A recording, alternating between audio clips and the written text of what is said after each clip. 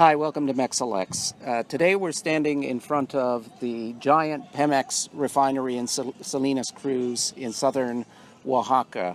Today we want to talk about what's been going on in the energy sector, which is a very hot issue in the upcoming election campaign. In 2014, the PRI government introduced what they called an energy reform, which was basically, or certainly seen by critics, as a kind of a long-term plan to wind down the national petroleum industry under the control of the state and privatize it into private hands. And not only that, but to give over most of the refining of Mexican oil to American refineries in Houston and other parts of the United States. So let's start with that, Kurt.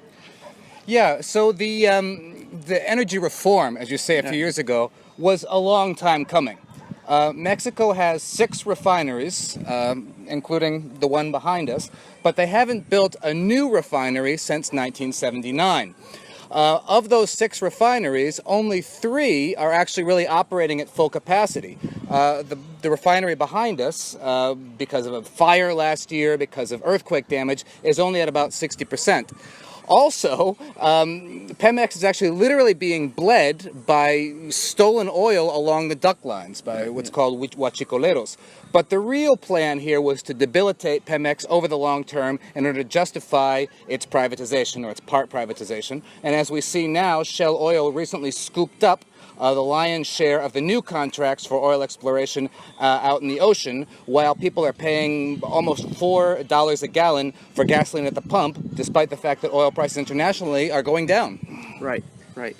Now, it's the case that all of the parties support this kind of development model of extracting minerals, the mining sector, extracting petroleum. But none of the 2 major conservative or neoliberal parties, for reasons that you've just stated, are in favor of building more refineries because they want to outsource that to the U.S.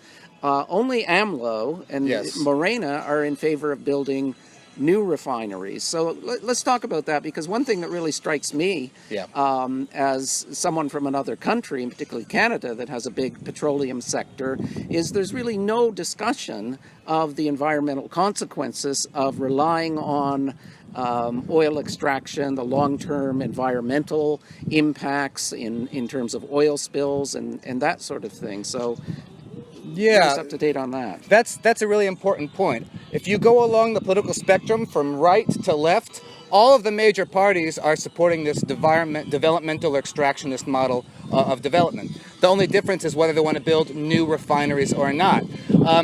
What's important here with regards to the oil production is it's not really the oil that you get out of the ground. The big money now is being made in refining and in importing gasoline from the United States. Mexico now is almost wholly dependent. Starting in 1998, it ceased refining enough gasoline for its own domestic production, started importing from the United States, and now it's wholly dependent on imported gasoline, and that's a big business. Right.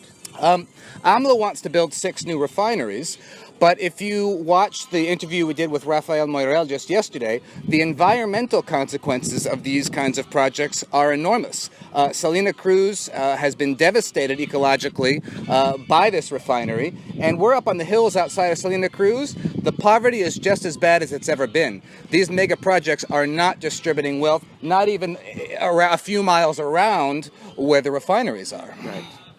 And another thing that's to point out is that the discussion of climate change and the discussion of what's happening with depending on the fossil fuel model is almost totally absent from the presidential campaign this year. Yeah.